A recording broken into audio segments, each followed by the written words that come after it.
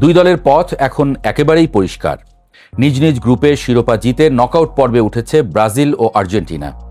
অস্ট্রিয়াকে হারানোর দিনই যে গ্রুপের চ্যাম্পিয়ন হিসেবে পরের রাউন্ড নিশ্চিত করে ফেলেছে আর্জেন্টিনা।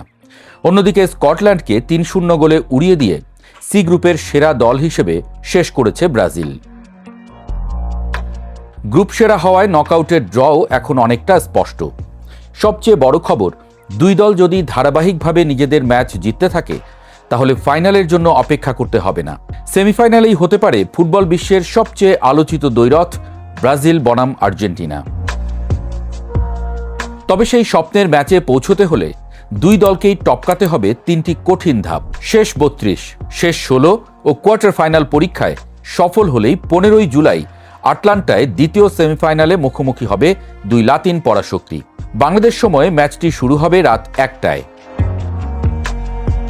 আর্জেন্টিনার সামনে পথটাও সহজ নয়। শেষ ৩২-এ তাদের প্রতিপক্ষ হতে পারে এইচ গ্রুপের runners up Uruguay, Cape Verde বা সৌদি আরব।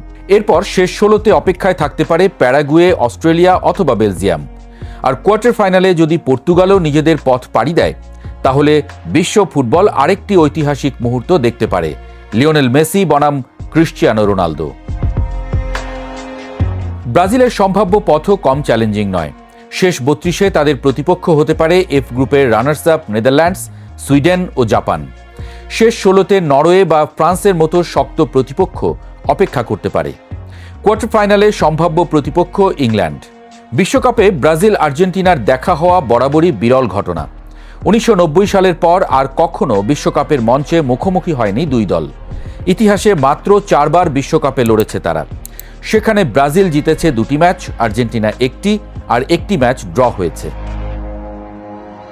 তবে সামগ্রিক মুখোমুখি লড়াইয়ে এগিয়ে আছে আর্জেন্টিনা। এখন পর্যন্ত ১০৬ ম্যাচে আলবিসেলেস্তারা জিতেছে ৪১টি, ব্রাজিলের জয় ৩৯। বাকি ২৬ ম্যাচ ড্র। সাম্প্রতিক সময়েও আর্জেন্টিনার আধিপত্য স্পষ্ট। শেষ ৪ দেখায় ৩টিতেই জয় মেসিদের, ১টি ম্যাচ ড্র। এখন তাই প্রশ্ন একটাই, দুই দল কি নিজেদের পথের সব বাধা পেরিয়ে ৩৫ বছরের অপেক্ষার অবসান ঘটিয়ে বিশ্বকাপের সেমিফাইনালে আবারও ফুটবল বিশ্বকে উপহার দেবে সবচেয়ে প্রতীক্ষিত লাতিন মহারণ?